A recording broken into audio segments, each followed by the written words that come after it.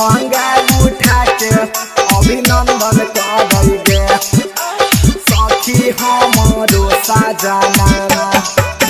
होलै जब से शादी हमारो भतार टीका चंदन करेंगे सखी हमारो सजनावा।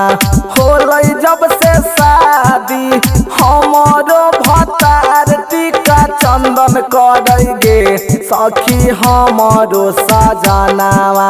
लहंगा उठा के अभिनंदन करेंगे सखी हमारो सजनावा। लहंगा उठा के अभिनंदन करेंगे सखी हमारो पहुनावा। बोलै जब से शादी हमारो भतार टीका चंदन करेंगे सखी हमारो सजनावा। होलै जब से शादी हमारो भतार टीका चंदन करेंगे सखी हमारो सजनावा। लहंगा उठा के अभिनंदन करेंगे सखी हमारो सजनावा।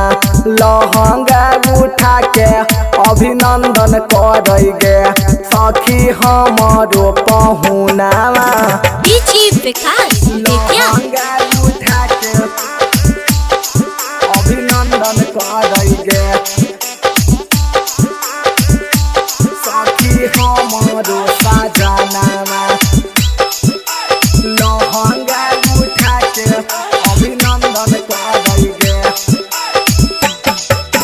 सखी रे हमारो भतार मिली गेलै बकलोल। हमर चोलिया के बुझ हखिन तकिया के खोल। सखी रे हमारो भतार मिली गेलै बकलोल। हमर चोलिया के बुझ हखिन तकिया के खोल। छोटा का दे बड़ावा रहो है नहीं घरवा लंदन रहेगे सखी हमारो सजनावा। छोटा का दे बड़ावा रहे नहीं घरवा लंदन रहेगे सखी हमारो सजनावा। लहंगा उठा के अभिनंदन करेंगे सखी हमारो सजनावा।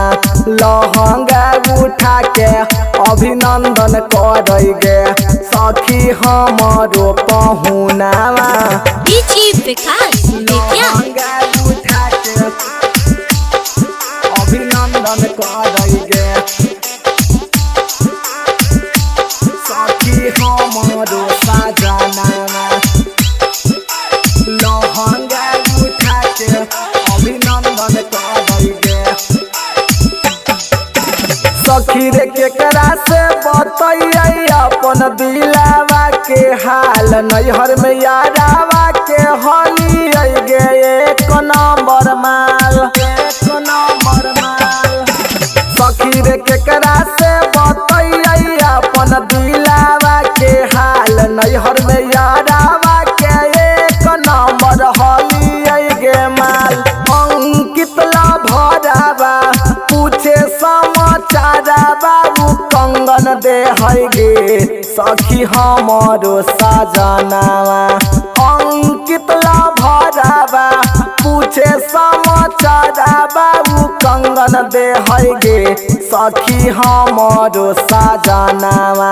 लहंगा उठा के अभिनंदन करेंगे सखी हमारो सजनावा।